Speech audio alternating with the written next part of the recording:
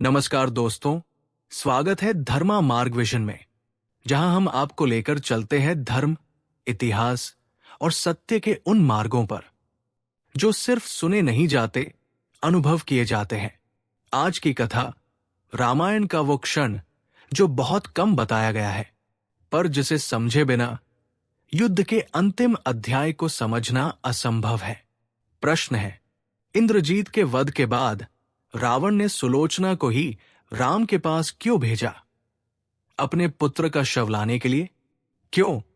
कोई सेनापति नहीं? क्यों? कोई महान योद्धा नहीं? और क्यों स्वयं रावण नहीं गया? आइए धर्मा मार्ग विजन के इस विशेष प्रकरण में इस रहस्य के गूढ़ सत्य को खोलते हैं। युद्ध अपने चरम पर था। लक्ष्मण द्वारा ब्रह्मास्त्र चलाया चुका था और लंका की दिव्य दीवारों पर एक भयावह खबर फैल चुकी थी। इंद्रजीत यानी मेघनाद, लंका का महानतम योद्धा, वध हो गया है। महल में प्रवेश करते ही सन्नाटा था। सैनिक कांप रहे थे। चहु ओर शोक की लहर थी और सिंहासन कक्ष में रावण अकेला बैठा था। वो वही रावण नहीं था जो देवताओं को भी आंख दिखाता था। नहीं, ये एक टूटा हुआ पिता था। जब एक सैनिक ने आकर उसे बताया, प्रभु, मेघनाद विरक्ति को प्राप्त हो गए, तो रावण की आंखें फट गई। दुनिया का सबसे शक्तिशाली राजा उस क्षण एक साधारण पिता बन गया जो अपने पुत्र को खो चुका था। उसने आदेश दिया, मेरे पुत्र का शरीर तुरंत लाया जाए।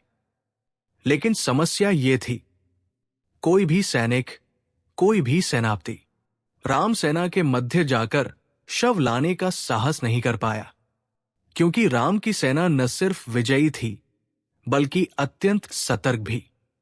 रावण ने यह स्वीकार किया, मैं स्वयं भी उसके शव के पास नहीं जा सकता। क्यों? क्योंकि वह जानता था, यदि वो युद्ध भूमि में प्रवेश करेगा तो राम की सेना उसे जीवित नहीं छोड़ेगी। उसके घायल मन में यह भी था, यदि मैं अपने पुत्र का शव लेने जाऊं और मर जाऊं तो लंका बिना राजा के रह जाएगी। रावण का यह निर्णय कायरता नहीं बल्कि एक राजा की विवशता था। लेकिन अब प्रश्न था, शव लाएगा कौन? तभी धीरे धीरे महल में प्रवेश करती है सुलोचना, इंद्रजीत की पत्नी, मेघनाद की अर्धांगिनी, वो स्त्री जिसकी पतिव्रता शक्ति की चर्चा तीनों लोकों में थी। रावण ने उसे शोक में बुलाया भी नहीं था, लेकिन वो स्वयं आ गई। वो आती है, रावण को प्रणाम करती है और बोलती है, राजन, मेरे स्वामी विरक्ति को प्राप्त हो चुके हैं। उन्हें अंतिम स्पर्श देने का अधिकार किसी सैनिक को नहीं, मुझे है। रावण स्तब्ध हो जाता है। तुम राम की सेना में अकेली जाओगी? क्या तुम जानती हो यह कितना खतरनाक है? सुलोचना मुस्कुराती है, वो मुस्कान जिसमें दर्द भी था और धर्म भी। महाराज, धर्म के मार्ग पर चलने वाली स्त्री को कोई पुरुष रोकता नहीं, और राम स्वयं धर्म है, वे मुझे अपमानित नहीं करेंगे। उसके शब्दों में इतनी दृढ़ता थी कि रावण भी मौन हो गया। उसे लगा, हां, यह कार्य किसी सैनिक का नहीं बल्कि एक पतिव्रता स्त्री का है। और यही कारण था कि रावण ने सुलोचना को भेजा, क्योंकि एक धर्मनिष्ठ स्त्री को राम की सेना कभी रोकेगी नहीं, क्योंकि वह पत्नी थी, शत्रु नहीं, और क्योंकि दुनिया का सबसे बड़ा शस्त्र, एक स्त्री का धर्म, कभी हारता नहीं। सुलोचना पैदल ही निकली, काले वस्त्र, खुले केश, हाथ में दीपक।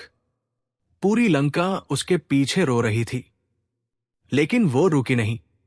जब वो युद्ध भूमि पहुंची, वनरक्षकों ने उसे देखा और कहा, ये इंद्रजीत की पत्नी है, मार्ग दो।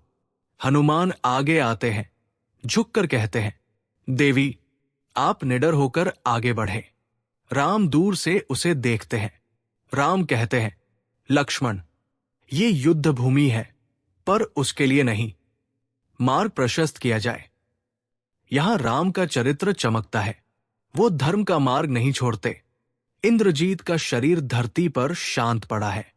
कवच टूटा पर तेज नहीं टूटा। चेहरा दिव्य, घाव अनेक, पर वीरता असंख्य। सुलोचना उसके पास बैठती है, उसके चेहरे को सहलाती है। स्वामी, मैंने आपके चरणों में प्रण किया था कि पहली बार किसी अन्य पुरुष को देखूंगी तभी जानूंगी कि आपके साथ कुछ हुआ है। आज वो क्षण सच हो गया। उसकी आंखें भर आती है। पूरा वातावरण मौन हो जाता है। राम और लक्ष्मण भी उसकी पीड़ा से विचलित हो जाते हैं। राम आगे बढ़कर कहते हैं, देवी, आपके पति महावीर थे। उनके वध में मेरा कोई अहंकार नहीं, केवल कर्तव्य था। लक्ष्मण नम्र होकर कहते हैं, मेघनाद ने मुझे जिस शक्ति से युद्ध में ललकारा, उसका स्मरण मेरे जीवन भर रहेगा। सुलोचना सिर झुकाकर कहती है, धन्यवाद। आपने मेरे स्वामी को वैसी मृत्यु दी जैसी एक वीर को मिलनी चाहिए। राम आदेश देते हैं, जो सम्मान एक महान योद्धा को मिलता है, वही सम्मान मेघनाद को भी दिया जाए। वनरक्षक मंच उठाते हैं। सुलोचना स्वयं आगे बढ़कर शव को स्पर्श करती है। हनुमान कहते हैं, देवी, ये हमारा कर्तव्य है। सुलोचना मुस्कराती है, नहीं, ये मेरा धर्म है। और वो स्वयं अपने पति के अंतिम संस्कार के लिए शव उठाने में हाथ लगाती है। ये दृश्य धर्म का सर्वोच्च रूप था। जब सुलोचना शव लेकर लंका पहुंची, रावण द्वार पर खड़ा उसका इंतजार कर रहा था। इंद्रजीत का शरीर देखते ही उसकी चट्टान सी हृदय की दीवारें टूट गई।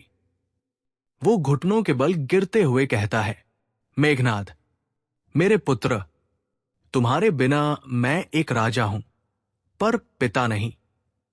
सुलोचना पीछे खड़ी होती है, धीरे से बोलती है, महाराज, राम ने मुझे पूरा सम्मान दिया। धर्म जिंदा है अभी भी। रावण पहली बार समझता है, धर्म और अधर्म की लड़ाई किसी सेना से नहीं, किसी हथियार से नहीं, बल्कि मनुष्य की नीयत से लड़ी जाती है। इंद्रजीत की चिता सजाई जाती है। सुलोचना मौन खड़ी है, चेहरा शांत, पर भीतर तूफान।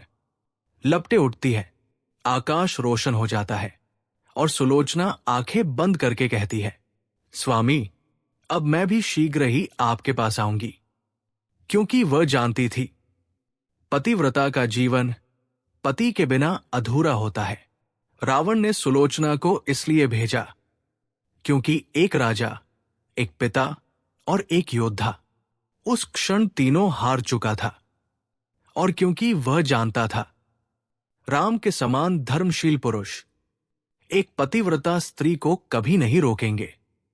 ये कथा हमें सिखाती है कि युद्ध चाहे किसी भी उद्देश्य से लड़ा जाए, धर्म की रक्षा हमेशा उन लोगों के हाथों होती है जो लोहे की नहीं, आस्था की शक्ति से चलते हैं। और यही धर्मा मार्ग विजन का संदेश है। यदि आपको ये गहन ऐतिहासिक प्रकरण पसंद आया तो धर्मा मार्ग विजन को लाइक, शेयर और सब्सक्राइब अवश्य करें।